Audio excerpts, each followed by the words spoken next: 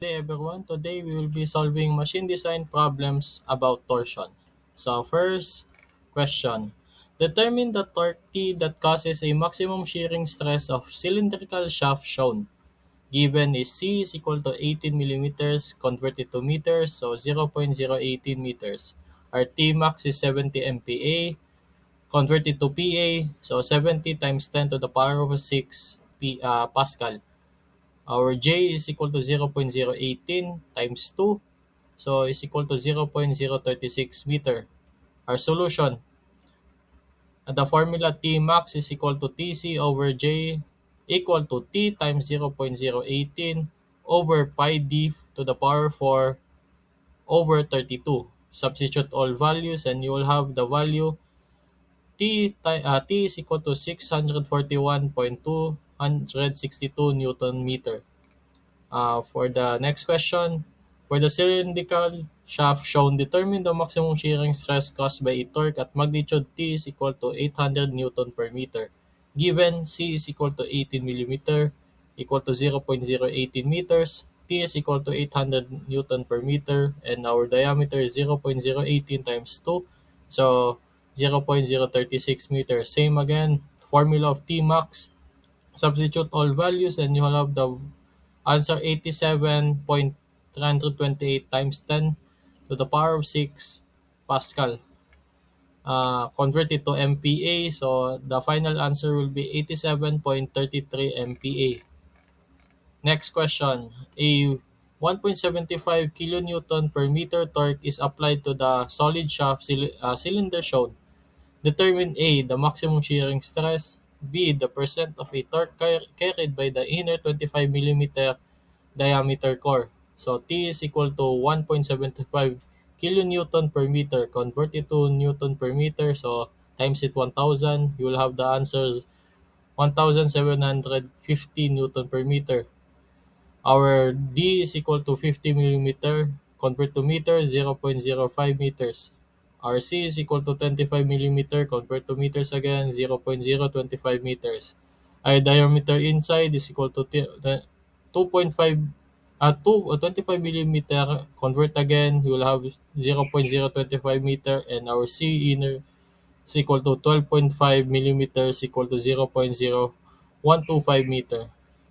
Again, same formula, substitute all the formula in the Tmax formula and you will have Tmax is equal to 71.30 times 10 to the power of 6 PA. Convert to MPa and you have the final answer 71.30 MPa. Next, solving for B, Tmax over 2 is equal to 71.30 times 10 to power 6 over 2. So you'll have the answer T max is equal to 35.65 times 10 to the power of 6 PA. Again, T max equal to TC over J is equal to TC over pi D to the power 4 over 32. Substitute all values and you'll have the formula T is equal to 109.372 Newton per meter. So convert it to percentage. So percent is equal to 109.373 Newton per meter over 1750 Newton per meter. You'll have the value 0.06249 converted to percent. So times by 100, you'll have the value 6.25%. Next question, determine the maximum shearing stress caused by a 40 KIP inches torque T in the 3 inches diameter solid aluminum shaft shown. Solve part A, assuming that the solid shaft has been placed by a hollow shaft of the same outer diameter and 1 inches inner diameter. So the given 40 KIP per inches is equal to 40,000 pound per inches. Our D is equal to 3 inches and our diameter is equal to 1 inches. So solution, so that you can see again clearly guys, T max is equal to 16 times T over pi D to the power 4. Substitute all values and have the answer T max is equal to 7,545.123 psi. convert it to KSI, and you will have the value 7.55 KSI.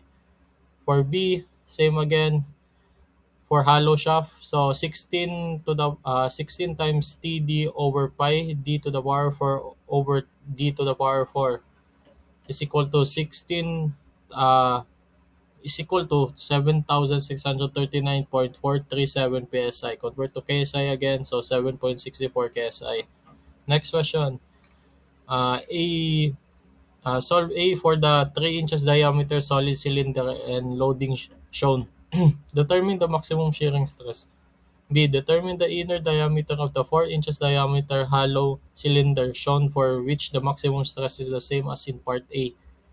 Given solid is equal to T is equal to 40 KIP, convert it to pounds per inches, you'll have 40,000. D is equal to 30 inches, 3 inches, and another for B hollow, same again, and you'll have the formula T max is equal to 16 times T over pi D cube, and substitute all values and you have the answer 754 7,545.123 PSI. Again, same again, 7.55 KSI. For our T max, the value 7.55 times 10 to the power of 3 PSI. Substitute in this formula where C1 to the power 4 is equal to C2 over to the power 4 is equal to 2 TC sub 2 over pi times T max. Substitute all values and you will have the formula C1 is equal to 1.744 inches, and convert it to D, times it by D. So to solve the D, 2 times the 1.744 inches and you'll have D is equal to 3.488 inches. And another is 3.6 given. T is equal to 2,400 Newton per meter. T is equal to 24 Newton per meter and D is equal to 60 millimeter is equal to 0.6 meter, and D is equal to 40 millimeter is equal to 0.04 meter. Solution T max. Formula again 16 times TD over pi D to the power 4 minus T to the power 4. You'll have the answer 70.518 times 10 to the power of MPa at times 6 to the power of MPa. Convert to MPa and you will have the final answer 70.52 MPa. Next is the Tmax is equal to 70.52 times 10 to the power of 6. Substitute it in the formula. Tmax is equal to 16 times T to the power of over pi D to the power of 3, and you'll have the answer D is equal to 0.0558 meter. That's all. Thank you.